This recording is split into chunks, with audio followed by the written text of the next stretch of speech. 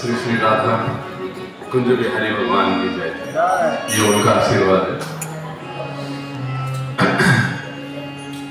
तो श्री रूप गोस्वामी जी द्वारा लिखित ये वैष्णव भजन है जिसमें श्रीमती राधा रानी का गुणगान किया गया है। तो सभी गाएंगे। हमारे व्हाट्सएप ग्रुप पर भेज दिया है, आप देख सकते हो। राधे जय जय माधव गोकुल कारुण्य मंगल मोहिते राधे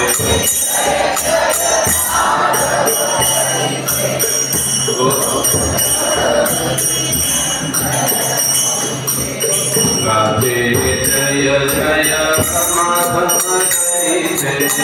गोकुल कारुण्य मंगल मोहिते राधे गोकुल कारुण्य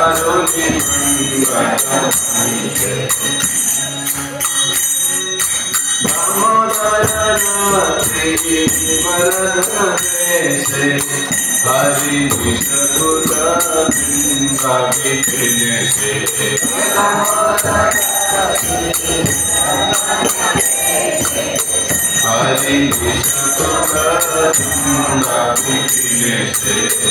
हरि जय जय गोकुल कारुण्य मंगल मोहिते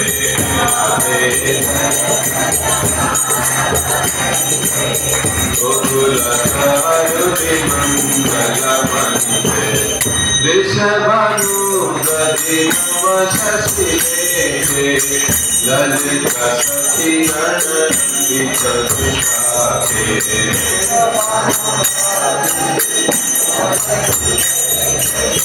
ललिता सखी गणित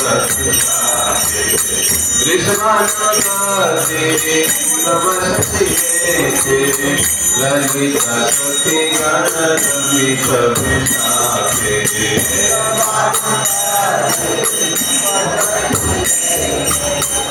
ललिता सखी गणित राधे जय जय माधव गोकुल कारुण्य मंगल मोहिते राधे जय जय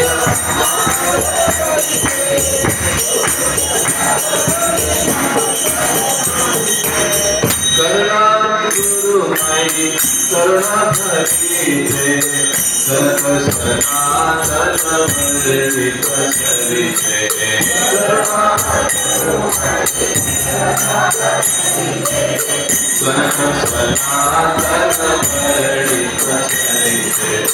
करुणा गुरु मयि करुणा भक्ति सनातन मर्दित चरिते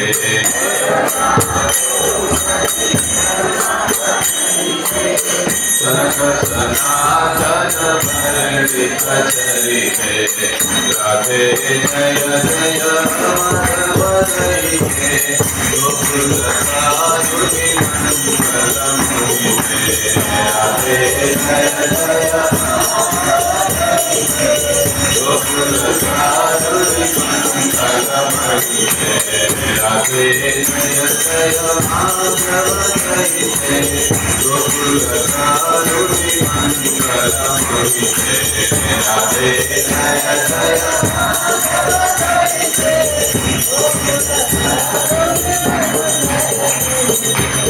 बोलो श्रीमती राधा रानी की। इसके अनुवाद को हम पढ़ेंगे। हे माधव प्रिया, हे गोकुल तरुणी द्वारा पूजित, हे भगवान श्री कृष्ण जी रतिवर्धिनी वेशधारिणी, हे नंदनंदनांची गृहज्ञानरूप अधीश्वरी, हे श्री राधिका आपली जय हो। 2 श्री ऋषभानु महाराज रूप सागरातून उदित नवचंद्रकला रूपिणी, हे ललिताची प्रिय सखी, हे विशाखा सखीला सुख देणारी, सौहार्द कारुण्य कृष्णांना अनुकूल आदी गुणांनी विशाखा सखीला वशीभूत करणारी, हे कृपापूर्णे, हे सनक सनंदन सनातन द्वारा वर्णित चरितांनी स्तुत्य श्री राधे आपला जय हो जय हो। तुम्ही माझ्या प्रति करुणा दाखवा। ओम अज्ञानतिमिरन्धस्य ज्ञानजनशलाकया चक्षुरुन्मीलितं येन तस्मै श्रीगुरवे नमः। श्रीचैतन्यमनोभीष्टं स्थापितं येन भूतले स्वयं रूप कदा मह्यं ददाति स्वपदान्तिकं। वन्देऽहं श्रीगुरो श्रीयुतापदकमलं श्रीगुरुन् वैष्णवांश्च श्रीरूपं साग्रजातं सहगणरघुनाथान्वितं तं सजीवं साद्वैतं सावधूतं परिजनसहितं कृष्णचैतन्यदेवं श्रीराधा कृष्णपादान् सहगणा ललिता श्रीविशाखान्वितांश्च। नमो विष्णुपादाय कृष्णप्रेष्ठाय भूतले स्वामिनिति नामिने। नमस्ते सारस्वते देवे गौरवाणी प्रचारिणे निर्विशेषशून्यवादी पाश्चात्यदेशतारिणे। नमो महानदन्याय कृष्णप्रेमप्रदायते कृष्णाय कृष्णचैतन्य नामिने गौरकृषे नमः। हे कृष्ण करुणा सिन्धो दीनबन्धो जगत्पते गोपेश गोपिकान्तराराधान्तं नमोस्तुते। तप्तकाञ्चन गौराङ्गी राधे वृन्दावनेश्वरी वृषभानुसुते वाञ्छाकल्पतरुभ्यश्च कृपा सिन्धुभ्यैव च पतितानां पावनेभ्यो वैष्णवेभ्यो नमो नमः। जय श्री कृष्ण चैतन्य प्रभु नित्यानंद श्री अद्वैत गदाधर श्रीवासादि गौरभक्तवृंद। हरे कृष्णा कृष्णा कृष्णा हरे हरे, हरे राम राम राम हरे हरे। मुखं करोति वाचालं मन्यते गिरिं यत्कृपातमहं वन्दे श्रीगुरो दीननाथं। हरे कृष्ण। तो आज के इस श्रीमती राधा रानी के आविर्भाव दिन को मनाने के लिए हम लोग एकत्रित हुए हैं। वैसे तो ये आविर्भाव दिन 2 सप्ताह पहले ही हो चुका है, लेकिन हम यहाँ पर इसको आज मना रहे हैं। तो ये वैसे हमारे लिए सौभाग्य की बात है कि श्रीमती राधा रानी का आविर्भाव दिवस मनाने का मौका मिलना, उनके अभिषेक को देखने का मौका मिलना, उनके स्तुति पर भजन गाना, वैष्णव गीत या उनके स्तुति के उपलक्ष्य में उसको गाना भजन को, तो ये वास्तविकता में बहुत महत् भाग्य की बात है। जैसे कई गुह्यतर शास्त्रों में अगर देखा जाए तो श्रीमती राधा रानी और राधा नाम का महिमा बहुत अपार बताया गया है। तो आज का विषय बड़ा है और मेरी कैपेसिटी बहुत छोटी है, क्योंकि श्रीमती राधा रानी के ऊपर बात करना उतनी योग्यता तो निश्चित रूप से मेरी नहीं है, लेकिन मेरे गुरुजनों से, वरिष्ठों से जो मैंने सुना उसी को मैं आज दोहराने की कोशिश करूंगा।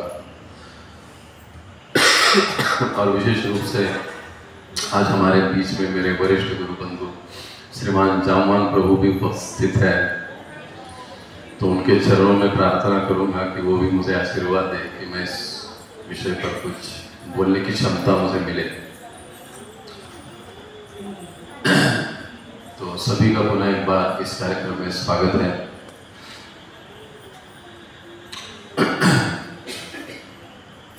एक हमारा ब्रह्म मध्व गौड़ीय संप्रदाय और दूसरा निम्बार्क संप्रदाय। केवल इन दो संप्रदायों में ही श्रीमती राधा रानी अत्यंत महानतम रूप में पूजित है, या उनको उतना दर्जा, उतना सम्मान, उतना पूजन उनका किया जाता है केवल इन दो संप्रदायों में। बाकी हम देखते हैं कि कई जगह पर कई चीज़ें, कई बातें, कोई केवल पिताजी को मानता है, माताजी को मानता है नहीं, हाँ? ऐसे भी लोग हैं। कोई कहते हैं कि ये तो माताजी नहीं है, ये तो राधा राधा नहीं है, एक सर्वसाधारण स्त्री है। मानते हैं लेकिन नहीं मानते, कुछ है तो मानते ही नहीं। ऐसी बहुत सी चीज़ें हैं। लेकिन जो भागवत के अनुसार 4 अधिकृत संप्रदाय, उन संप्रदायों में से ये जो 2 संप्रदाय, एक तो हम इस्कॉन वाले, हरे कृष्ण वाले जिस संप्रदाय में, ब्रह्म मध्व गौड़ीय संप्रदाय, चैतन्य महाप्रभु के कारण गौड़ीय शब्द लगा, और दूसरा निम्बार्क संप्रदाय। इन 2 संप्रदाय में श्रीमती राधा रानी भगवान के समान या कई बार भगवान से बढ़कर उनको पूजा जाता है, क्योंकि उनका स्थान वैसे है। वास्तविक श्री चैतन्य महाप्रभु की कृपा से हम लोग समझते हैं कि राधा और कृष्ण एक ही तत्व है, अलग नहीं है। इसलिए चैतन्य चरितामृत के आदि खंड में कहा जाता है, राधा कृष्ण एक आत्मा दुई देहधारी, कि राधा और कृष्ण एक आत्मा, ये दोनों एक ही है, 2 अलग नहीं है, एक ही, दुई देहधारी। लेकिन उन्होंने 2 देह को धारण किया है, दुई देहधारी। अन्य रस विलसे, जो अलग अलग प्रकार के रसों का आस्वादन करने हेतु आस्वादन करेगी। इस प्रकार से एक ही तत्व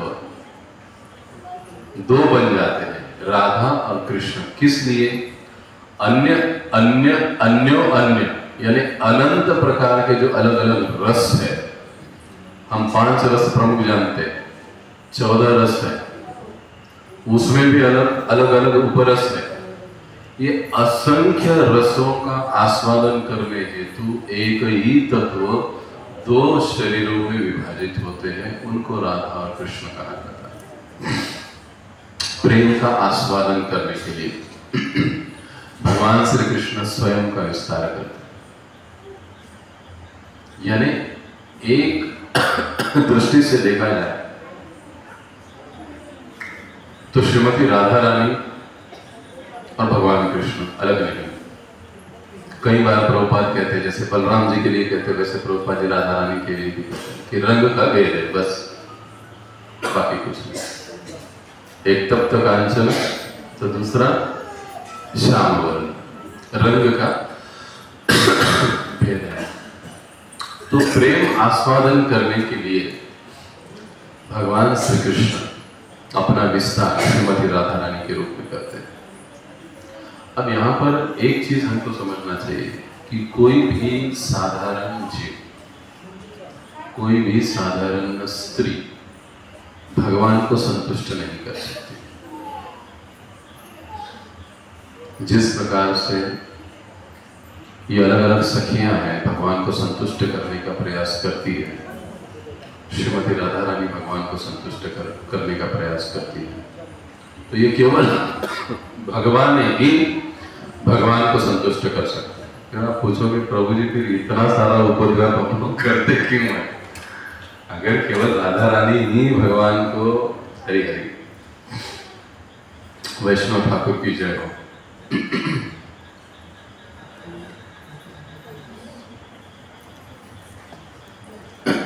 वैसे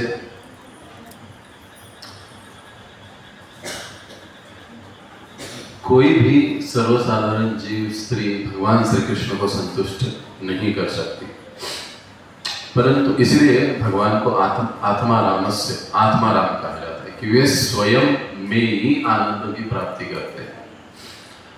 आनंद प्राप्त करने के लिए हम जैसे बद्ध जीवों को अन्य वस्तु की, अन्य चीजों की जरूरत पड़ती है, व्यक्ति की जरूरत पड़ती है। भगवान को आनंद प्राप्ति के लिए किसी चीज की जरूरत नहीं, किसी व्यक्ति की जरूरत नहीं, इसीलिए उनको आत्माराम कहा जाता है। और इसीलिए श्रीमती एक ही तत्व यानी भगवान श्री कृष्ण प्रेम रस का आस्वादन करने के लिए श्रीमती राधा रानी के रूप में अपने आप को विस्तारित करते हैं। परंतु भगवान की ये जो गुह्यतम बात है, आपको थोड़ा बोर लगेगा, बाद में मैं हल्का कर दूंगा थोड़ी देर बाद, लेकिन भगवान की ये जो बातें हैं, मतलब ये जो दिव्य लीलाएं हैं, गुह्यतम बातें हैं, ये समझना हम लोगों के लिए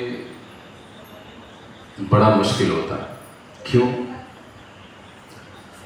काम, क्रोध, लोभ, इन 6 अनर्थों से भरे हुए व्यक्तियों को, जीवों को, भगवान की लीलाओं को, भगवान की इस विस्तार स्वरूप को समझना कठिन होता है, मुश्किल हो जाता है।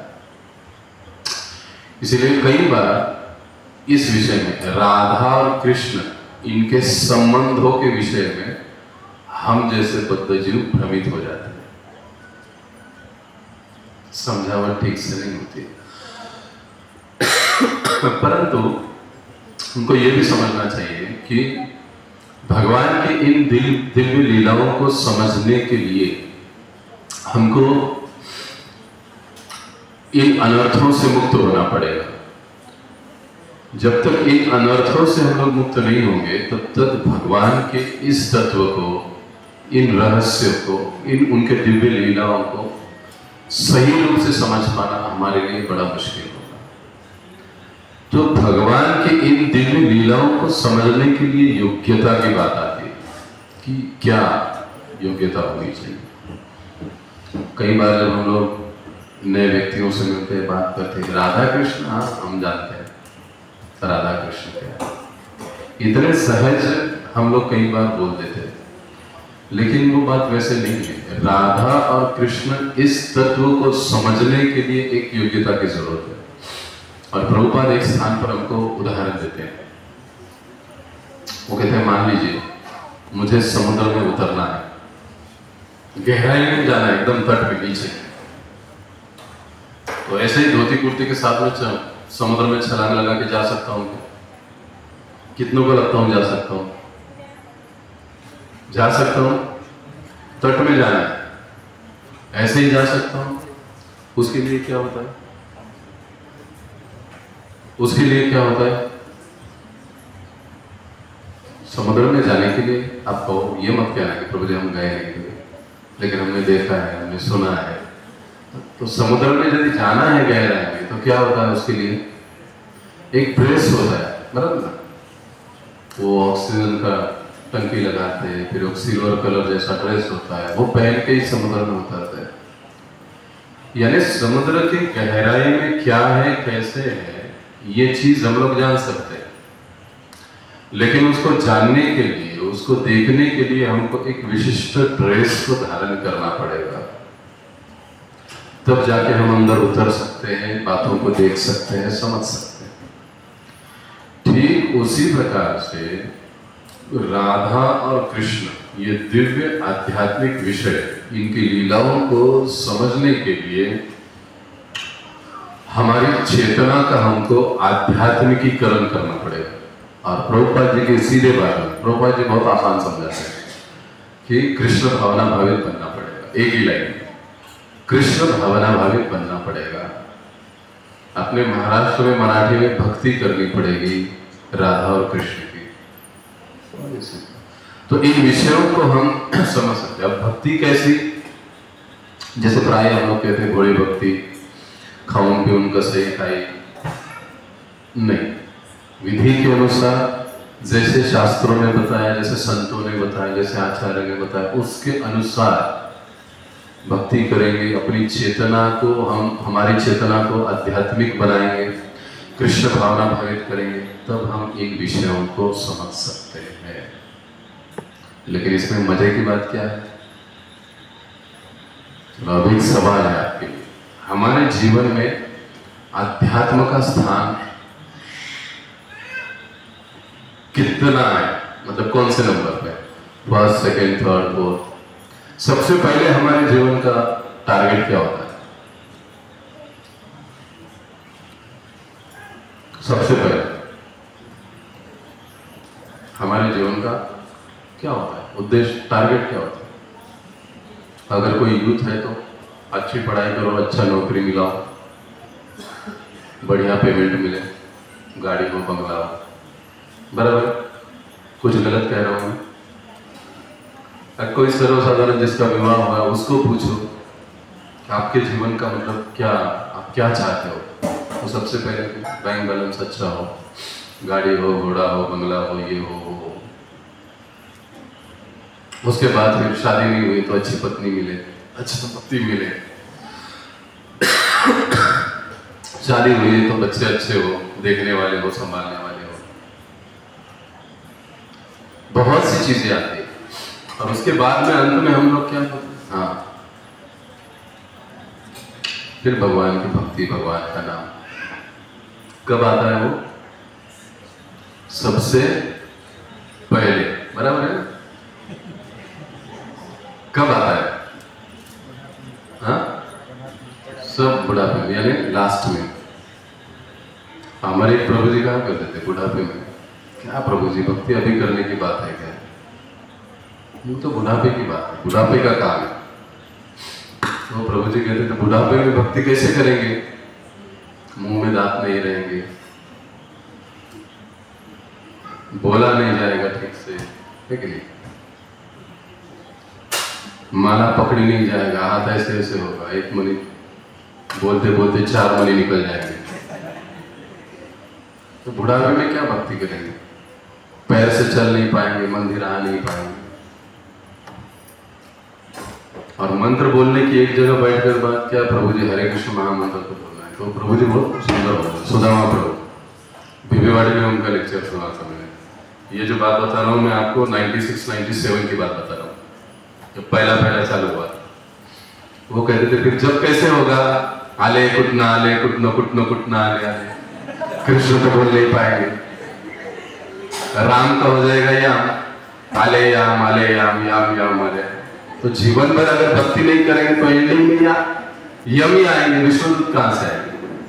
कहने का मतलब क्या है कि अगर हमारे जीवन में अध्यात्म का स्थान, कृष्ण भावना का स्थान सबसे अंतिम होगा, तो ये जो दिव्य विषय है ये लोग हम कैसे समझ पाएंगे? ये विषय हम लोग कैसे समझ पाएंगे? संभव ही नहीं। इसलिए प्रभुपाद जी कहा करते थे कि जब तक हम लोग अपने जीवन में कृष्ण को नहीं लाएंगे, कृष्ण भावना में हम लोग आगे नहीं बढ़ेंगे, तब तक इन दिव्य विषयों को हम समझ नहीं पाएंगे। तो इसलिए क्योंकि अवस्था ऐसी होती है तो फिर अलग अलग गलत धारणाओं में हम लोग फंस जाते हैं। कोई कुछ कहता है, कोई कुछ कहता है, और हम लोग मान जाते हैं। कोई कहता है कि राधा रानी एक सर्वसाधारण स्त्री है, कोई कहता है सिर्फ भजन कृष्ण का करना चाहिए, राधा की जरूरत नहीं है, कोई कहता है सिर्फ राधा की भजन करना चाहिए, कृष्ण की जरूरत नहीं है, वो बड़ा बदमाश है। और देखिए यथा मत तथा पथ, अलग अलग मत, अलग अलग पथ, अलग अलग धारणाएं, इसमें हम लोग भ्रमित हो जाते हैं कई बार।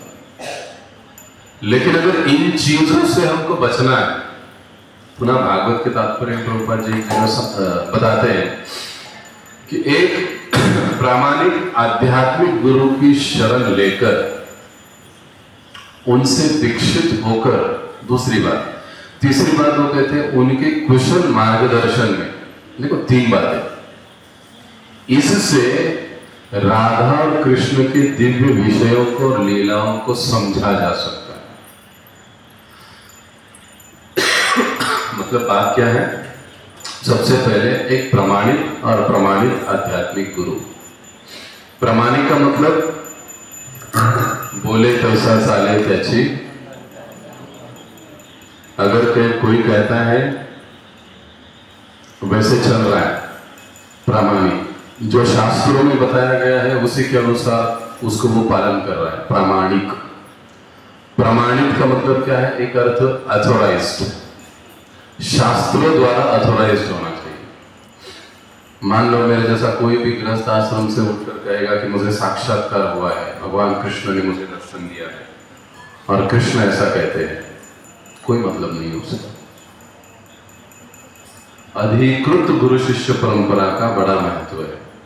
इसलिए हमने पहले देखा 2 संप्रदाय के नाम लिए होंगे। सबसे पहले गौड़ीय संप्रदाय, ब्रह्म मध्व गौड़ीय, दूसरा निम्बार्क। भागवत के अनुसार 4 प्रमाणित संप्रदाय माने जाते हैं कलयुग के लिए। अब जब ऐसे प्रमाणित संप्रदाय के द्वारा या प्रमाणित संप्रदाय में से किसी एक प्रमाणित गुरु के हम शरण लेते हैं, उनसे दीक्षित होते हैं, उनके कुशल मार्गदर्शन में हम लोग चलते हैं, तब हम राधा और कृष्ण की इन दिव्य लीलाओं को समझ सकते हैं, नहीं तो नहीं। फिर प्रश्न एक आता है, कई बार लोग कहते हैं कि भगवान कृष्ण या आपके भगवान कृष्ण ऐसी भ्रमित करने वाली लीला करते ही क्यों है? अगर रास लीला नहीं रचाते तो राम की तरह पूजा करते हम भी उनकी, है कि? और कुछ काम नहीं करते, कपड़े नहीं चुराते तो कितना अच्छा होता। बड़े बड़े लोग कहते हैं ऐसी बातें कि अगर कृष्ण ने रासलीला नहीं की होती तो मैं उनको भगवान मानता। हमारे प्रसिद्ध राजनेता का ये विधान है, उनके ग्रंथ में लिखा हुआ, हम नाम नहीं लिए, आप सभी जानते हैं, हम जानते हैं अच्छे से। तो ये सवाल जो उठता है कि भगवान ऐसी भ्रमित करने वाली लीलाएं करते ही क्यों है, तो उसका जवाब उनको एक जगह पर विश्वनाथ चक्रवर्ती ठाकुर देते हैं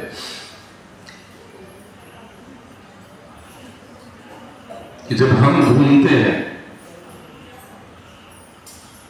तो चीजें भी हमको घूमती हुई दिखाई देती है। सही बात है? जब हम घूमते हैं तो चीजें भी हमको घूमती हुई दिखाई देती है। हम शांति से बैठ गए तो चीजें भी हमको एक जगह स्थित दिखाई देंगी। हम गाड़ी में जाते हैं रेलवे में, ऐसे लगता है पेड़ पौधे भी हमारे साथ भाग रहे हैं, लेकिन क्या वो भाग रहे हैं? भाग हम रहे। विश्वनाथ चक्रवर्ती ठाकुर कहते हैं क्योंकि हम लोग भ्रमित है, इसके लिए भगवान की लीलाएं हमको भरमाने वाली लगती है। समझ रहे आप इस बात? क्योंकि हम खुद भ्रमित है, इसके लिए हमको ऐसे लगता है कि भगवान की लीलाएं भ्रम पैदा करने वाली है। लेकिन वास्तविकता में जो भगवान की लीलाएं हैं वो हमेशा से ही शुद्ध ही होती है। हमारी दृष्टि भ्रमित है, हमारी दृष्टि दूषित है, इसके लिए भगवान की लीलाओं में, भगवान के तत्वों में, उनके सिद्धांतों में हमको दोष दिखाई देता है। समझते हैं? अब मान लो ये मेरा चश्मा किसी ने निकाल दिया और लाल चश्मा पहना दिया, अब मुझे आप सब लाल ही लाल दिखाई दो, क्या आप लाल कलर वाले हो? नहीं। अब मैं कहूँगा अरे प्रभु जी क्या हुआ, आप तो एकदम लाल ही लाल दिखाई दे रहे हो। प्रभु जी कहेंगे अरे नहीं नहीं प्रभु जी, मैंने तो सफेद कपड़ा पहना है, आपका चश्मा वैसे है। जैसे दृष्टि वैसे सृष्टि। जिस प्रकार का हमने चश्मा लगाया है उस प्रकार से ही हमको चीजें दिखाई देती है। इसके लिए जरूरत क्या है? इसको बदलने की, हमारी चेतना का आध्यात्मिककरण करने की, दृष्टि को शुद्ध करने की, चेतना को शुद्ध करने की।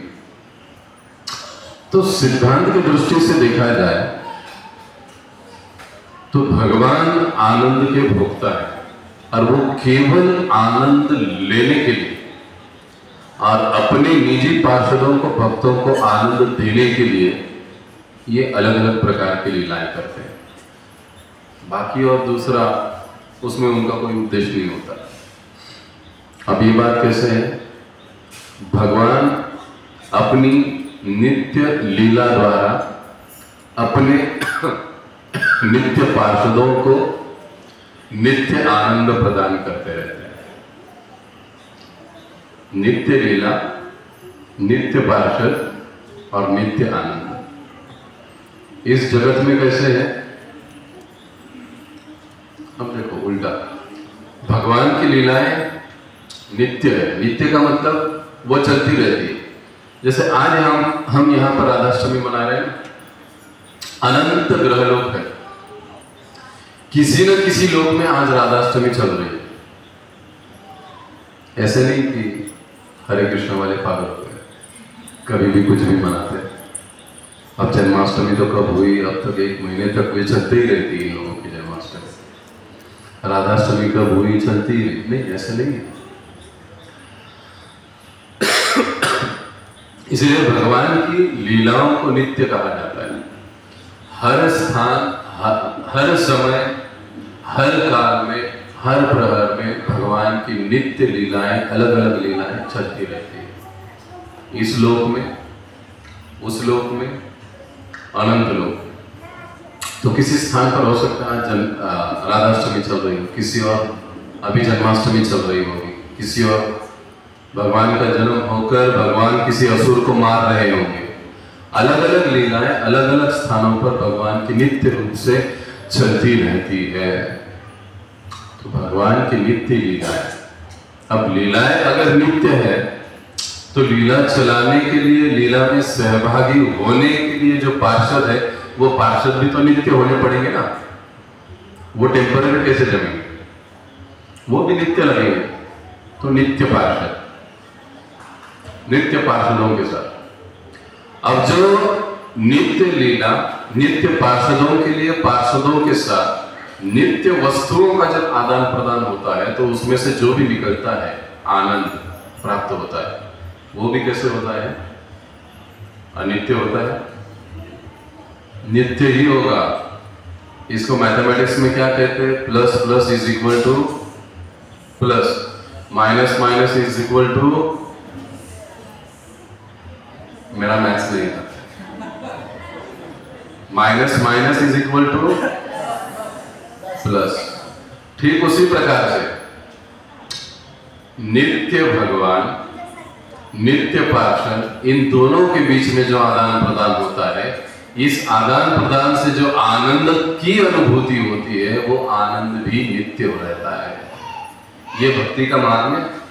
इस भौतिक जगत में जिन चीजों के साथ, जितने भी वस्तुओं के साथ हम आदान प्रदान करते हैं, उस आदान प्रदान से जो आनंद उत्पन्न होता है, वो मरते दम तक हमारे साथ में रहता है। सही बात है? सही बात है? मैं बीच बीच में कंफ्यूज करता हूं, नींद नहीं आती है। सही बात है क्या? मरते दम तक वो आनंद रहता है। कितनों को लगता है हाँ रहता है प्रभु जी? लाख तक। कितनों को लगता है रहता है? नहीं लगता है। अच्छा, कितनों को लगता है नहीं रहता है? नहीं रहता है। अच्छा, बाकी को सबको लगता है कि रहता है। तो भाग्यवान है। क्यों? क्योंकि हमारा पुनः जन्म इस भौतिक जगत में पक्का है, फिर से ऐसा आनंद प्राप्त करने के लिए। ठीक है? कहने का तात्पर्य क्या है? इन चीजों को ध्यान से हमको इन वस्तुओं को समझना चाहिए। सिंपल भाषा में, इस भौतिक जगत में जिन वस्तुओं के द्वारा, व्यक्तियों के द्वारा, आदान प्रदान के द्वारा हम लोग आनंद की प्राप्ति करने की कोशिश करते हैं, वो आनंद अनित्य रहता है, कुछ समय के लिए रहता है। वही आनंद बाद में तकलीफ में, दुख में, निराशा में परिवर्तित होता है। इसको ज्यादा बताने की जरूरत नहीं, इसका सभी को अनुभव है, लेकिन हम मानते नहीं। फिर से प्रभुपाद जी कहते कि हॉस्पिटल में किसी को मिलने के जाओ, उसका एक टांग ऊपर लटका हुआ है, एक हाथ पीछे पड़ा हुआ है, हाउ आर यू? कहते आई एम फाइन प्रभु। ये हालत है हम लोगों की इस जगत में। हम लोग ऐसे सोचते हैं कि हम लोग सुखी है, लेकिन सुखी नहीं है। ये हमारा भ्रम है, और ये भ्रम होने के कारण भगवान की लीलाएं भी हमको भ्रमित करने वाली लगती है। तो भगवान नित्य इस प्रकार से आनंद की प्राप्ति करते हैं, चाहे इस धरातल पर हो या उनके धाम में। भगवान का काम एक ही है, आनंद की प्राप्ति। और एक प्रकार से स्वकीय रस और परकीय रस को वो निरंतर आस्वादन करते हैं। दूसरे की वस्तु को अपनी कहने की चाहत हर बद्ध जीव में होती है, मुझ में भी। मान लो मैं यहाँ पर बैठा हूँ, सामने देखता हूँ प्रभु जी का कुर्ता बढ़िया है, मेरे पास भी होना चाहिए। ये कुर्ता मेरा नहीं है, लेकिन चाहत है वो मेरे पास भी होना चाहिए। ये क्या है? परकीय, दूसरों की वस्तुओं में आनंद खोजना, ये रस है प्रकार। और स्वकीय, जो मेरा मेरा कुर्ता एकदम बढ़िया है, स्वकीय और परकीय रस। स्वकीय रस भगवान द्वारिका में अनुभव करते हैं, सब उनकी अपनी रानियां हैं। वृंदावन में भगवान परकीय रस का अनुभूति करते हैं। राधा रानी किसी और की बीवी है, गोपियां किसी और की पत्नियां हैं, फिर भी भगवान उनके साथ खेलते हैं, रास लड़ाते हैं, अलग अलग प्रकार की लीलाएं करते हैं। तो ये स्वकीय और परकीय रसों का आस्वादन करने के लिए भगवान प्रकट होते हैं। देखो, हम तुच्छ जीवों में भी ये भावना होती है, स्वकीय और परकीय रस में, तो भगवान में क्यों नहीं होनी चाहिए? तो इसी का अनुभूति करने के लिए भगवान यहाँ पर आते हैं। लेकिन हमारी जो भावना होती है परकीय और स्वकीय वाली, उसमें गड़बड़ होती है। गड़बड़ क्या होती है? हमारा प्रेम भाव, हमारा स्वकीय भाव कई बार स्वार्थ से प्रेरित रहता है। जब तक कुछ मतलब नहीं होता है तब तक मैं किसी को हरे कृष्ण नहीं कहूंगा ना, सिंपल सी बात। स्वार्थ से पूरित होता है। लेकिन भगवान के गोपियों के, गोपों के संबंध ऐसे स्वार्थ से भरे हुए नहीं, वो पूर्ण दया प्रेम से भरे हुए, इसलिए उसमें आनंद है।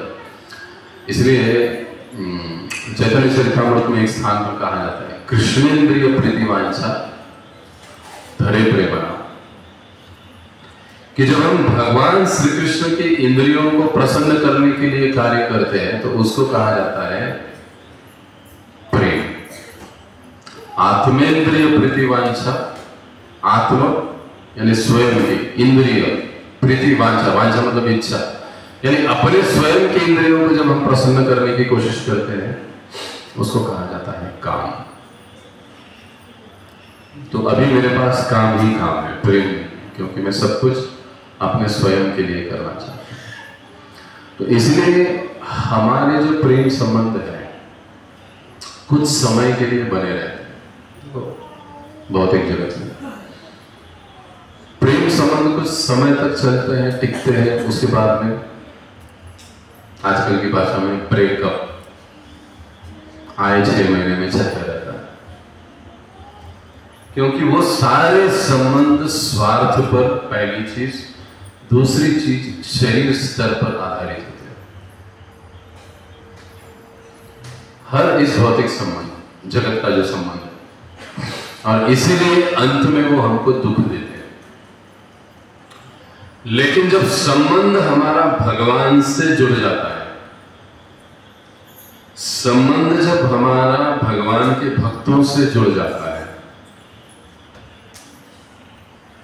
वहां पर दुख का सवाल नहीं आता है, वहां पर केवल आनंद ही आनंद होता है। इसलिए हम लोग देखते पूरे भागवत में कृष्ण और गोपी के बारे, गोपियों के बारे में, उनका कभी ब्रेकअप हुआ?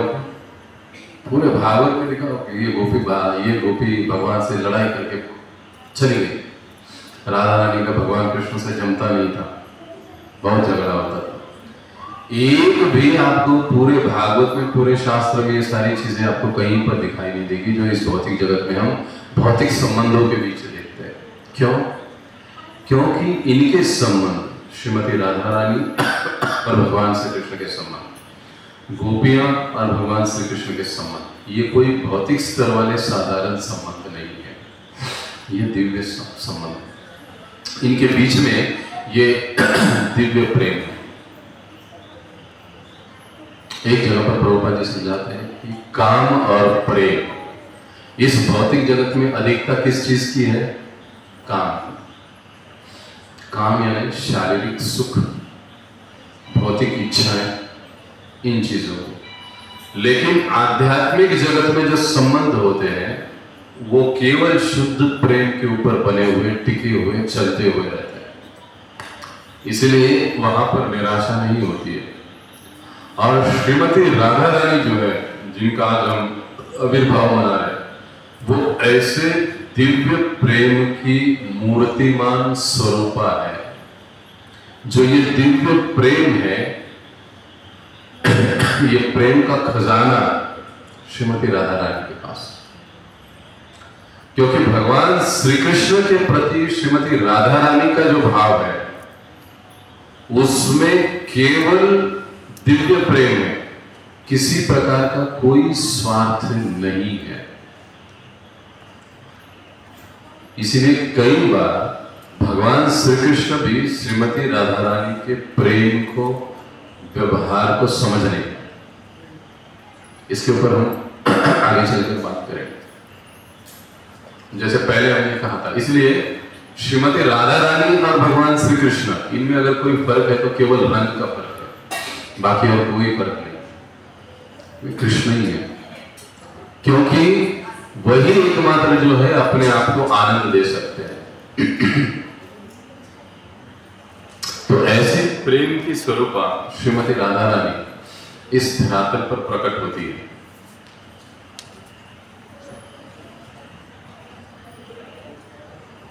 और उनका प्राकट्य कैसे होता है? असाधारण प्राकट्य है। उनके प्राकट्य से भी हम लोग समझ सकते हैं कि ये कोई साधारण स्त्री नहीं है। जैसे कई बार लोग कहते हैं, कई लोग इस फिलॉसफी को चलाते हैं कि श्रीमती राधा रानी एक सर्वसाधारण स्त्री है। और हम भक्तों को भी कभी ये नहीं समझना चाहिए कि श्रीमती राधा रानी अपने स्तर पर, हमारे स्तर पर, कई बार स्पेशली माता जी, और प्रभु जी को कभी ये नहीं सोचना चाहिए कि मैं भी कृष्ण के जैसा ही हूं।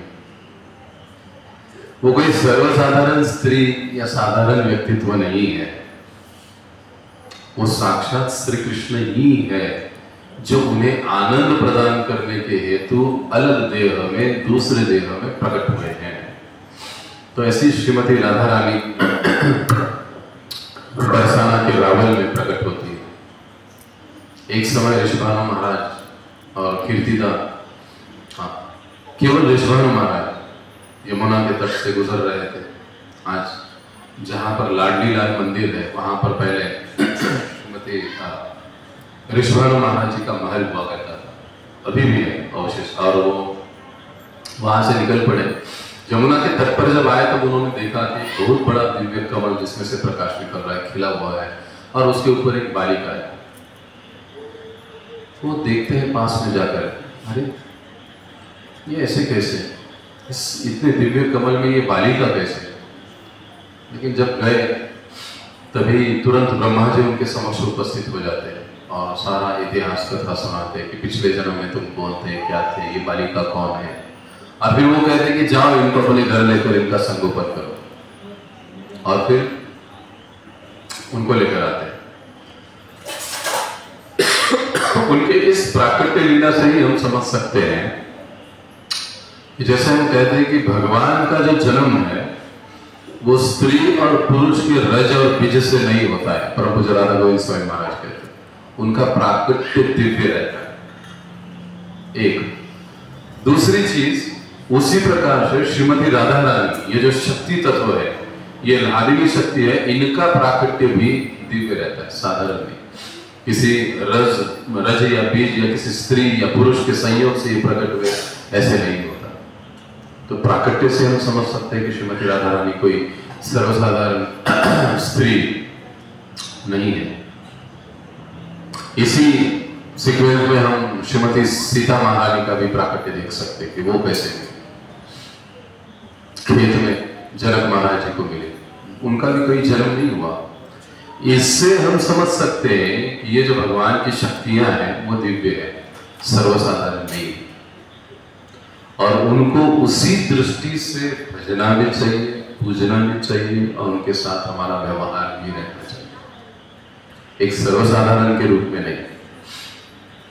जब ऋषभानु महाराज लेकर आए श्रीमती राधा रानी को अपने घर, तब उन्होंने सबने देखा, कीर्तिदा ने देखा, उनको तो पुत्र कोई कुछ नहीं था तब तक, तो राधा रानी की आंखें बंद है, वो रोती नहीं थी, ऐसे चुपचाप पड़ी हुई रहती थी, मानो जैसे कोई अपाहिज हो। कई समय बीत गया, लगभग ये कहा जाता है 6-8 महीने का समय बीत गया, और तब इन्होंने तय किया कि इस बालिका का हम नामकरण करेंगे। और फिर नामकरण करने का तैयारी हुआ तो प्रोग्राम का आयोजन हुआ, सबको इनविटेशन भेजा गया, और उसमें एक इनविटेशन नंद महाराज को भी गया, यशोदा मैया। फिर उस समय यशोदा मैया अपने कान्हा को लेकर आए, उस समय कान्हा 1 साल के थे, और श्रीमती राधा रानी पल्ले में थी उस समय, एकदम चुपचाप, आंखें बंद, रोती नहीं थी, यहां तक कुछ खाती भी नहीं थी। वो सभी बड़े चिंतित थे, कीर्तिदा माता भी चिंतित थी, और ऋषभानु महाराज भी बहुत चिंतित थे कि अरे इस बच्ची का होगा कैसे। फिर माता यशोदा आ गई यहाँ पर ऋषभानु महाराज के यहाँ पर, कान्हा को नीचे छोड़ दिया। 1 साल के कान्हा चलते चलते लड़खड़ाते वो पल्ले के पास गए, उसको पकड़ के फिर से थोड़ा सा खड़े हो गए, देखा, जैसे पल्ले में देखा तुरंत श्रीमती राधा रानी ने आंख खोली, जय श्री राधे। तब तक आंख नहीं खोली थी श्रीमती राधा रानी। और बहुत महत्वपूर्ण चीज राधा रानी हमको इससे सिखाती, हमारे गुरु महाराज कहते हैं कि देखने की चीज अगर इस दुनिया में कोई है, बार बार देखो, देखने की चीज है वो भगवान श्री कृष्ण, बाकी और कुछ नहीं। ये श्रीमती राधा रानी अपने आचरण से समझाती है कि अगर आंखें हमको है और हम देख सकते हैं तो हमको नियमित और नित्य केवल भगवान श्री कृष्ण को देखना चाहिए, तभी, नहीं तो आंखें बंद कर ली। दुनिया को देखना है तो फिर आंखें बंद करो, कृष्ण को देखना है तो आंखें खुली रखो। तुरंत तो उन्होंने आंखें खोली, भगवान को देखा, और वो पहली मुस्कान श्रीमती राधा रानी को। बोलो श्री कृष्णचंद्र भगवान की जय, श्रीमती राधा रानी की जय। और जो वर्णन हमने भजन में पढ़ा, नवषष्ठी लेखे, यानी जैसे पूर्णिमा के पहले दिन का चंद्र होता है, वो जितना सुंदर दिखाई, अब ये उपमा है, जितना सुंदर दिखाई देता है, वैसे वो हास्य भगवान श्री कृष्ण को देखकर श्रीमती राधा रानी का, श्रीमती राधा रानी भगवान को देखकर हंस पड़ी, भगवान भी उनको देखकर हंस रहे, झूला पल्ला एक प्रकार से हिल भी रहा है, और अब कुछ ही समय में श्रीमती राधा रानी को आवाज भी आ गई, उन्होंने हंसने लगी, किलकिलाने, रोने नहीं लग गया। वर्णन क्या आता है, सुखदेव गोस्वामी लिखते हैं कि किलकिलाने लगी, मानो जैसे वो हंस रही है। तो ये नया आवाज सुनकर ऋषभानु महाराज और कीर्तिदा दौड़ते हुए आते हैं कि अरे इतने समय से ये लड़की बोल नहीं रही थी, हिल नहीं रही थी, अब देख रहे तो वो हंस रही है, कान्हा के साथ खेल रही है, सबको बड़ा आनंद हुआ। कहने का मतलब क्या है, इसका तात्पर्य क्या है, जीव जब तक भगवान का दर्शन नहीं करेगा, उसकी भक्ति में, उनकी सेवा में नहीं जुड़ेगा, तब तक वो वास्तविक आनंद को और सुख को प्राप्त ही नहीं कर सकता, कितना भी प्रयास करे, जन्म जन्म। श्रीमती राधा रानी अपनी लीलाओं से हमको सुनाती है। तो देखिए, इस लीला से हम एक चीज समझ सकते हैं कि श्रीमती राधा रानी का प्राकट्य केवल और केवल कृष्ण के लिए ही हुआ, बाकी और किसके लिए नहीं। इसलिए हम पूरे राधा कृष्ण जी इनकी लीलाओं में हम देखते हैं कि श्रीमती राधा रानी का पूरा पूरा 100% जो भाव है वो केवल भगवान की प्रसन्नता है और कुछ भी नहीं। एक बड़ा सुंदर वर्णन विदग्ध माधव में आता है कि अक्रूर जी भगवान कृष्ण को लेकर जा रहे हैं। सारे जो ब्रजवासी हैं बड़े दुखी हैं, कोई रो रहा है, कोई कुछ कर रहा है, लेकिन फिर भी विदाई के लिए जा रहा है। इस पूरे ब्रजवासियों में श्रीमती राधा रानी कहीं पर भी नहीं। और जब वृंदावन से निकल रहे लास्ट में वेशी के पास आ गए, तब वहां पर श्रीमती राधा रानी आरती का थाल लेकर उनके सामने खड़ी है, लेकिन उनकी आंखों में आंसू नहीं। देखिए ये थोड़ा भाव की बात है। श्रीमती राधा रानी भगवान का आरती करती है और केवल कहती है कि प्रभु आप जा रहे हो, अच्छी बात। भगवान कृष्ण को बड़ा आश्चर्य लगता है, कह रहे इतने सभी गोपियां रो रही है, सारे ब्रजवासी रो रहे हैं, सब कह रहे हैं कि मत जाओ मत जाओ, और ये राधा तो मुझसे बिल्कुल नहीं कह रही है कि आप मत जाओ। तो कहे क्या आपको भी ऐसे लगता है राधा, आपको भी ऐसे लगता है कि मुझे जाना चाहिए? तब जो श्रीमती राधा रानी जवाब देती है भगवान श्री कृष्ण को, वो जवाब बड़ा ही सुंदर है। वो कहती है कि देखो प्रभु, आप केवल राधा के नहीं हो, आप इस पूरे जगत के हो, और अगर पूरे जगत के कल्याण के लिए आप निकले हो तो मेरा ये कर्तव्य है कि मैं आपको आनंद के साथ विदाई दूं और आपके अगले यात्रा के लिए मैं शुभकामनाएं दूं। इसको कहते हैं अनुकूल भाव, अनुकूल भक्ति, कि हर स्थिति में भगवान की प्रसन्नता की इच्छा है। स्थिति कोई भी हो, हमारी स्थिति थोड़ी डामाडोल हो जाती है तो हम लोग हिल जाते हैं, लेकिन भगवान जा रहे तो भगवान की इच्छा है, इसके लिए जा रहे, तो मुझे उनकी इच्छा के अनुसार चलना है। ये श्रीमती राधा रानी का भाव। इसीलिए हम लोग देखते हैं कि कभी भी श्रीमती राधा रानी और भगवान मान लीलाएं होती है, लेकिन उस प्रकार का जो बातें हैं, रूठना मनाना चलता है, लेकिन जिसको हम कहते हैं कि प्रेम की कमी, ऐसे कभी नहीं दिखाई देता, ऐसे कभी दिखाई नहीं देता। क्यों? क्योंकि श्रीमती राधा रानी और भगवान का जो प्रेम है कृष्ण का, वो दिव्य है। तो ये श्रीमती राधा रानी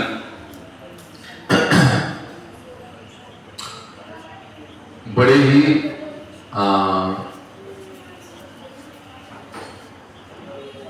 दिव्य धरातल पर भगवान श्री कृष्ण की सेवाओं को करते हैं। तो इससे हम लोग समझते हैं कि श्रीमती राधा रानी जो है वो भगवान की नित्य संगिनी है। ऐसे नहीं श्रीमती राधा रानी भगवान की कोई, कई बार ये भ्रम हम लोग देते हैं, अरे राधा और कृष्ण का तो विवाह नहीं हुआ था, फिर हम उनका पूजन कैसे कर सकते हैं? लेकिन शास्त्र हमको इसके बारे में समझाते हैं। टाइम अब हुआ है, लेकिन मैं टाइम और थोड़ा अप करना चाहूँगा 15 मिनट के लिए। तो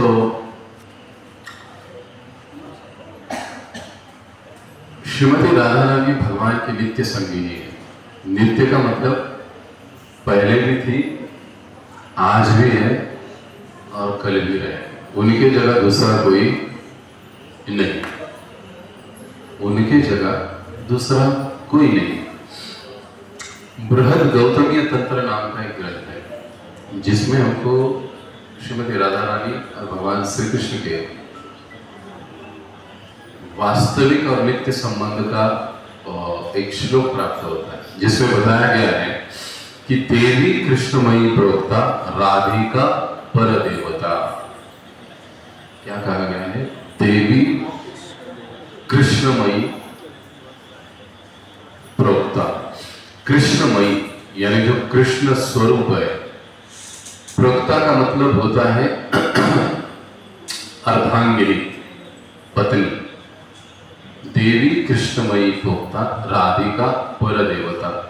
ये जो राधिका है, अब नाम के साथ बोला है, राधिका पर देवता यानी समस्त देवियों से, देवताओं से ऊपर।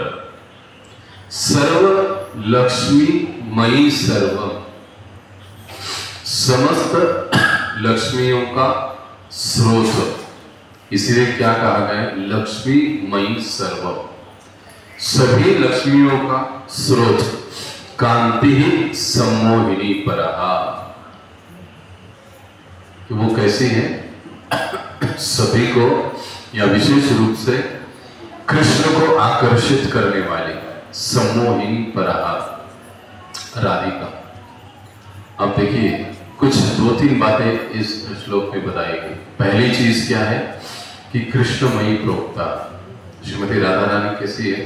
कृष्णमयी, कृष्ण जैसी। प्रोक्ता उनकी अर्धांगिनी। राधिका पर देवता, समस्त देवताओं से उनका स्थान ऊंचा है, सवाल ही पैदा नहीं होता। ऐसा नहीं कि कई बार हम लोग कहते हैं ना, जैसे नारायण पहले कि कृष्ण पहले, तो लक्ष्मी पहले कि राधा पहले, है ना? यहाँ पे क्या बताया दूसरे लाइन में? सर्व लक्ष्मीमयी, समस्त लक्ष्मियों का स्रोत। यानी सारी लक्ष्मी जी कहां से आई?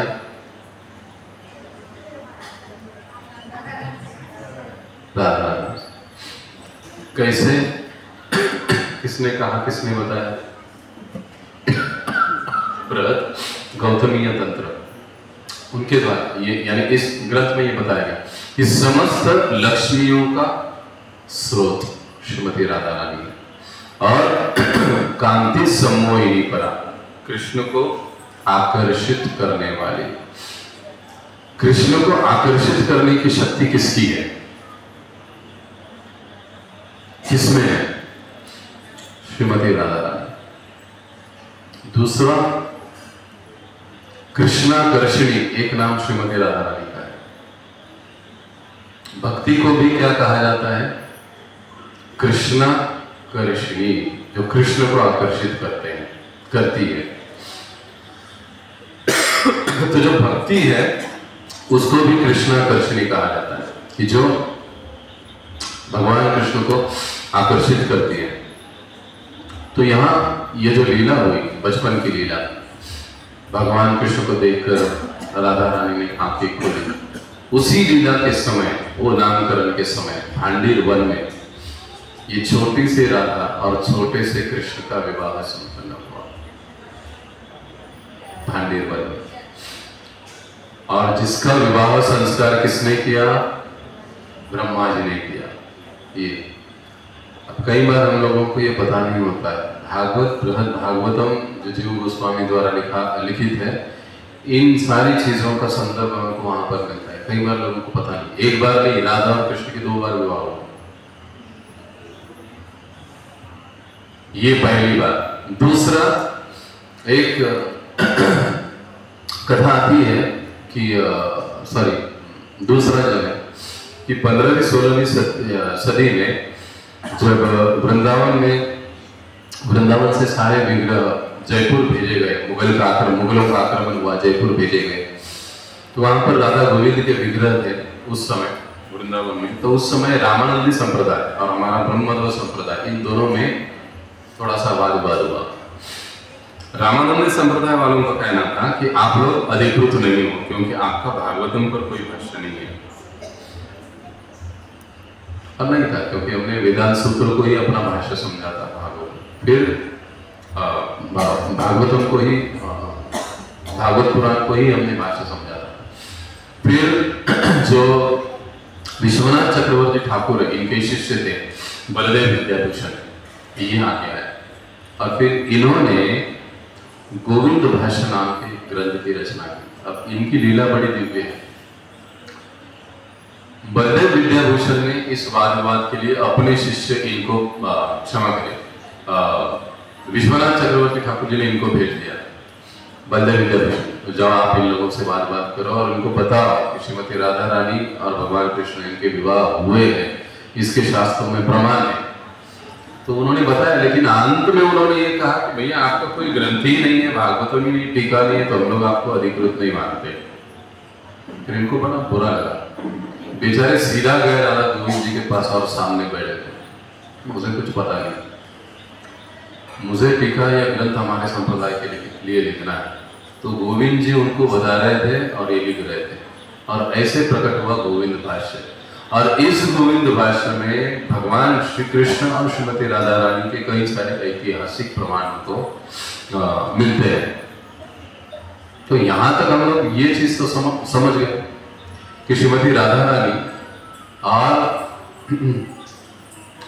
भगवान श्री कृष्ण इनका विवाह हुआ है। लेकिन हम कलयुग के लोग हैं ना, ज्यादा बुद्धिमान है। ठीक है, राधा रानी का विवाह है, आपने हमको पटा लिया कि राधा और कृष्ण का विवाह हुआ था, लेकिन गोपियों के साथ रासलीला थी, उसका क्या? सवाल आगे भी आता है। ये जानबूझकर मैं ले रहा हूं क्योंकि इन चीजों को, भक्तों को भी इन चीजों को समझना चाहिए कि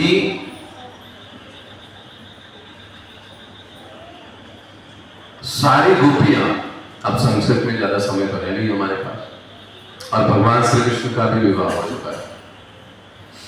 अगर हम लोग भागवतम में ब्रह्म विमोहन लीला पढ़ेंगे संस्कृत में, तो ब्रह्म विमोहन लीला में क्या होता है? ब्रह्मा जी ने लीला देखी, कृष्ण की मोहित हो गए, अरे ये सबका झूठा खाने वाला ये कहां से भगवान होगा?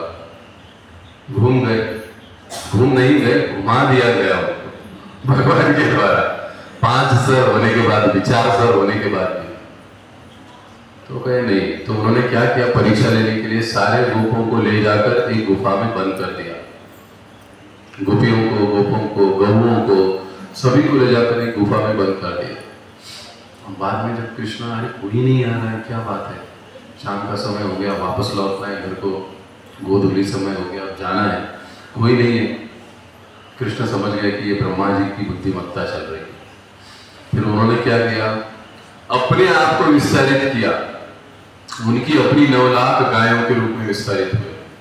अलग अलग गोपों की जिसकी 50,000, 1 लाख, 2 लाख गाय थी, उतने गायों ने अपने आप को विस्तारित किया। मधुमंगल वगैरह वगैरह जितने सारे गोपालक थे, उन गोपालों के रूप में अपने आप को विस्तारित किया। जितने सारी गोपियां थी, कुछ क्षमा करें, गोपियां तो वहां पर नहीं, गोपों के रूप में अपने आप को विस्तारित किया। अब सब चले गए। अब इनको बंद करके कुछ मिनटों के लिए, क्षणों के लिए, मिनटों के लिए भी ब्रह्मा जी अपने ब्रह्मलोक में गए। तब तक भगवान ने जैसे के वैसे सारे गोप, सारे गाय बना ली और वापस चले गए। जब वापस चले गए, देखा तो किसी को पता ही नहीं चला कि ये डुप्लीकेट है, सबको ओरिजिनल लगा। इतना ओरिजिनल कि जो वयस्क गोपियां थी, वर्णन आता है, सुखदेव गोस्वामी कहते हैं, उनको रोज से ज्यादा प्रेम उस दिन अपने बच्चों पर आ रहा था। गाय जो है वो असीमित रूप से अपने बछड़ों को चाटने लग गई थी, क्योंकि वो कृष्ण थे, वो तो कोई पहले वाले नहीं थे, ये विस्तारित रूप है। अब ब्रह्मा जी गए, वापस आने तक लगभग 1 साल बीत गया, और उस साल में जो विवाह के योग थे वो सबसे उत्तम विवाह का समय था।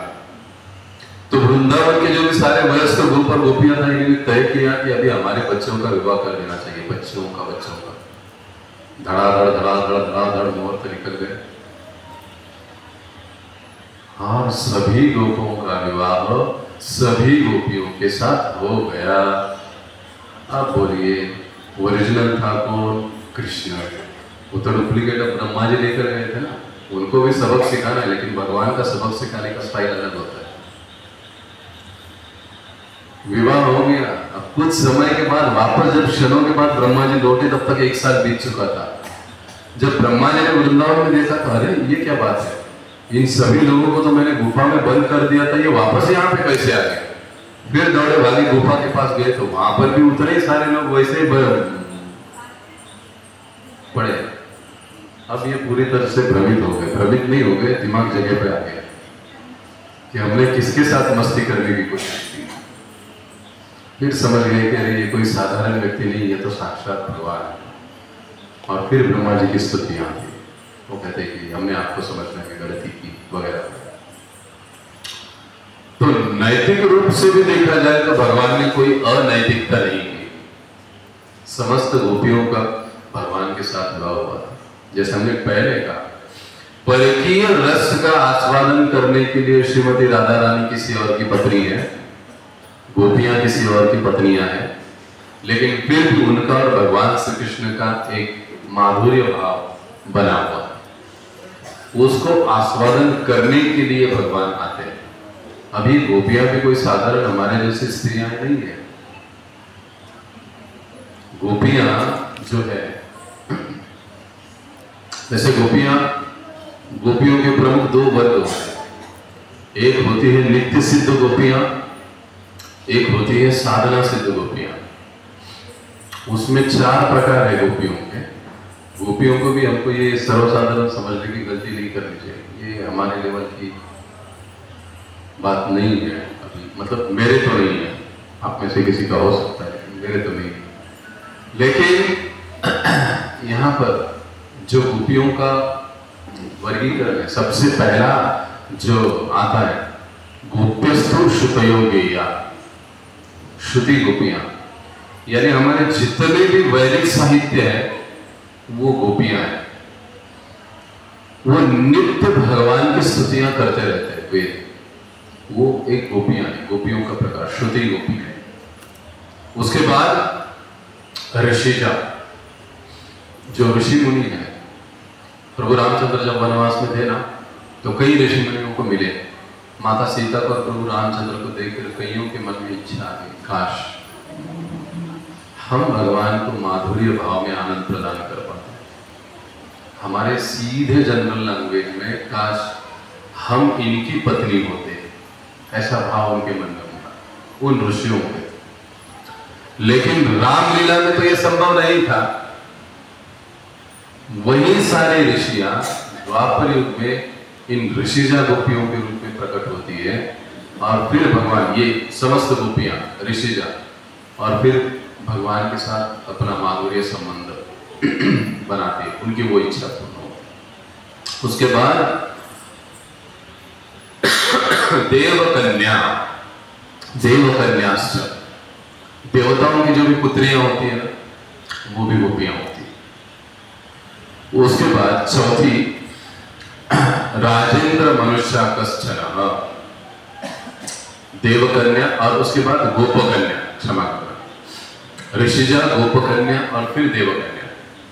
अब गोपकन्या मतलब जो भी वृंदावन के ओरिजिनल भगवान के जो नित्य पार्षद है, गोप गोपियां वयस्क, उनकी जो पुत्रियां हैं वो, उनको गोपकन्या कहा जाता है। अब ये गोपकन्या जो एकमात्र ऐसे है वो नित्य सिद्ध है।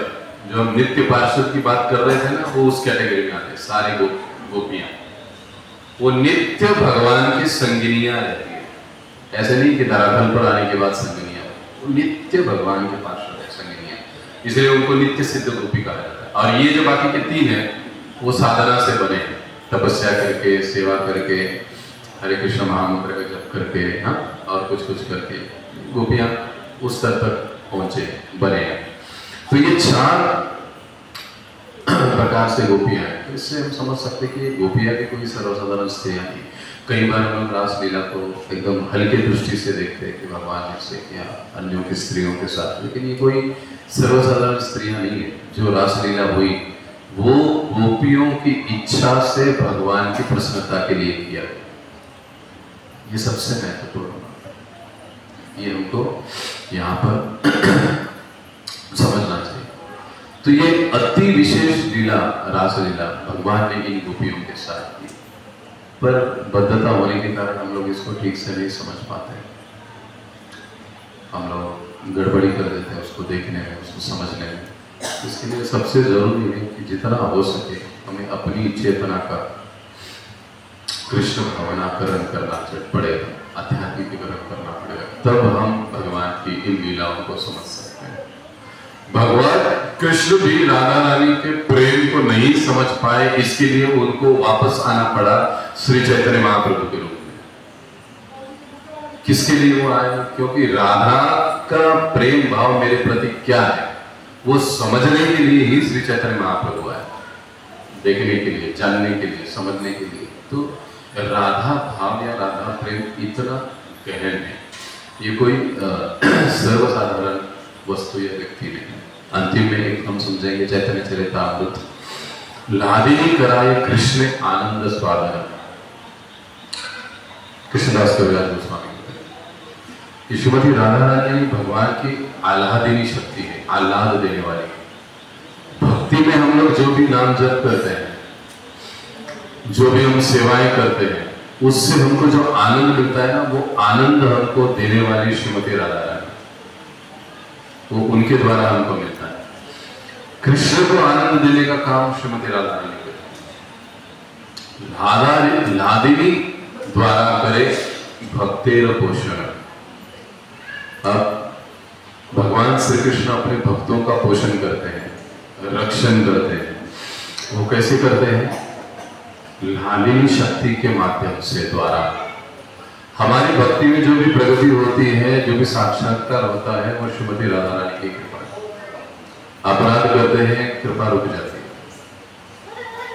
अपराध रहित जब हमारी सेवा चलती है, हमारा जप चलता है, हमारा वैष्णव के साथ व्यवहार चलता है, हम श्रीमती राधा रानी की कृपा के जल्दी पात्र हो जाते हैं। उन सारे भक्ति के अंगों में से हमको आनंद मिलता है, नहीं तो फिर नहीं, फिर बोर हो जाते हैं।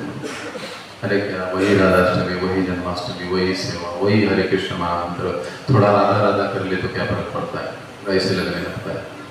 क्यों? क्योंकि इन चीजों को हम समझते नहीं, पहली चीज।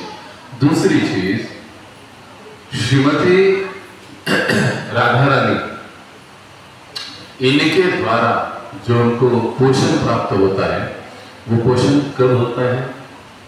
जब हम ठीक प्रकार से हरे कृष्ण महामंत्र को हम जब देखिए, हम लोग हरे कृष्ण महामंत्र बोलते हैं। हरे मतलब क्या है? श्रीमती राधा रानी, हे राधा रानी, हे कृष्ण, कृपया मुझे आपकी सेवा में लगाइए। यही तो प्रार्थना हम लोग करते हैं। जब कोई जीव भगवान की सेवा में लगता है तो राधा रानी विशेष रूप से प्रसन्न होती है, क्योंकि उनको लगता है कि उनके, मेरे प्रभु के टीम का एक मेंबर बढ़ गया। वो हमारे जैसे नहीं थे सुनते कि अरे उधर जुड़ गया, हमारे पास जुड़ जाता तो अच्छा होता। नहीं, राधा रानी ये सोचती कि बहुत अच्छा है कि एक जीव भगवान की सेवा में जुड़ गया, उनको विशेष कृपा आशीर्वाद। जब भगवान ये देखते हैं कि बड़े गंभीरता के साथ सेवा में लगा हुआ है, तो भगवान कहते हैं कि राधा रानी इनके ऊपर कृपा करना। फिर भक्त का पोषण आरंभ होता है, आध्यात्मिक साक्षात्कार, सेवा में आनंद, जप में आनंद, ये सारी चीजें तब हमको आती है जब श्रीमती राधा रानी की कृपा होती है। इसीलिए श्रीमती राधा रानी के आविर्भाव दिवस पर ऐसे विशेष उपलक्ष्य में हमको उनसे हृदय से प्रार्थना करनी चाहिए कि हे श्रीमती राधा रानी, हमको आप एक आशीर्वाद प्रदान कीजिए कि हम लोग सही भाव से आपके स्वामी भगवान श्री कृष्ण की सेवा में लगे और रहे। तो इस प्रकार से श्रीमती राधा रानी की दिव्य लीलाएं हैं, उनका स्थान है जो हमको समझना चाहिए। यहाँ पर हम लोग को ये किसी कोई प्रश्न है तो आप पूछ सकते हैं।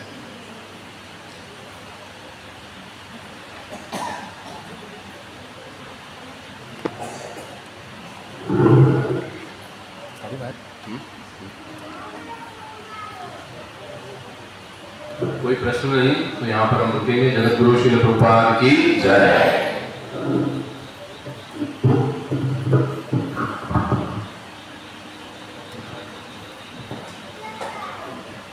हरे कृष्णा।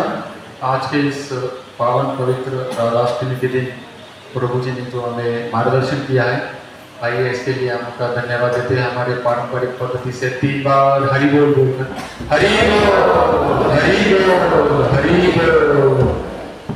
वैसे आज हमारा परम सौभाग्य है, हमारे बीच में हिज ग्रेस जामान प्रभु उपस्थित हैं। हम उनका भी स्वागत करते हैं हमारे पारंपरिक पद्धति से 3 बार हरि बोल, हरि बोल, हरि बोल, हरि बोल। इसलिए जामवन प्रभु परम पूज्य लोकनाथ स्वामी महाराज के वरिष्ठ शिष्यों में से थे और वो गुरु महाराज के